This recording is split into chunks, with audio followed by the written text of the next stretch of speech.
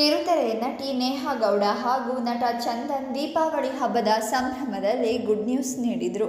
ನಟಿ ನೇಹಾ ಮುದ್ದಾದ ಹೆಣ್ಣು ಮಗುವಿಗೆ ಜನ್ಮ ನೀಡಿದರು.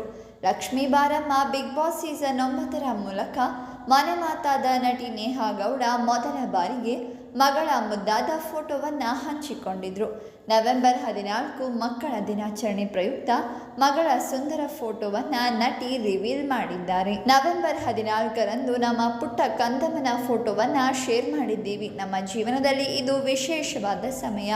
ಅವಳು ನಮ್ಮ ಹೃದಯವನ್ನು ನಾವು ಎಂದಿಗೂ ತಿಳಿದಿರದ ರೀತಿಯಲ್ಲಿ ತುಂಬಿದ್ದಾಳೆ. ಎಲ್ಲ ಮಕ್ಕಳಿಗೆ ಮಕ್ಕಳ ದಿನಾಚರಣೆಯ ಶುಭಾಶಯಗಳು ಅಂತ ನೇಹಾ ಬರೆದುಕೊಂಡಿದ್ದಾರೆ. ಅಂದಹಾಗೆ ಅಕ್ಟೋಬರ್ 29ರಂದು ನಟಿ ಹೆಣ್ಣು ಮಗುವಿಗೆ ಜನ್ಮ ನೀಡಿದರು. ಹಾಗಾಗಿ ನಟನೆಯಿಂದ ನೇಹಾ ವಿರಾಮ ತೆಗೆದುಕೊಂಡಿದ್ದಾರೆ.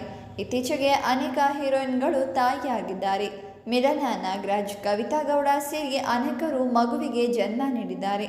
ಅಕ್ಟೋಬರ್ 29ರಂದು ನಮ್ಮ ಮನೆಗೆ ಹೆಣ್ಣು ಮಗುವಿನ ಆಗಮನವಾಗಿದೆ. ನಾವು ತುಂಬ ಸಂತೋಷವಾಗಿದ್ದೀವಿ. ನಿಮ್ಮೆಲ್ಲರ ಪ್ರೀತಿ ಮತ್ತು ಆಶೀರ್ವಾದಕ್ಕೆ ಧನ್ಯವಾದಗಳು. ತಾಯಿ ಮತ್ತು ನಮ್ಮ ಮಗು ಇಬ್ಬರು ಆರೋಗ್ಯವಾಗಿದ್ದಾರೆ, ಸಂತೋಷದಿಂದ ಇದ್ದಾರೆ. ತಂದೆ ಸ್ವಲ್ಪ ಭಾವುಕರಾಗಿದ್ದಾರೆ ಅಂತ ಬರೆದು ನೇಹಾ ಗೌಡ ತಮ್ಮ ಇನ್ಸ್ಟಾಗ್ರಾಮ್ನಲ್ಲಿ ಪೋಸ್ಟ್ ಮಾಡಿದರು. ನೀವು ಕೂಡ ಈ ಪುಟಾಣಿಗೆ ಆಶೀರ್ವಾದ ಮಾಡಿ ಈ ವಿಡಿಯೋಗೊಂದು ಲೈಕ್ ಮಾಡಿ, ಹಾಗೆ ವಿಡಿಯೋವನ್ನು ಶೇರ್ ಮಾಡಿ, ನಮ್ಮ ಚಾನಲನ್ನು ಸಬ್ಸ್ಕ್ರೈಬ್ ಮಾಡಿ.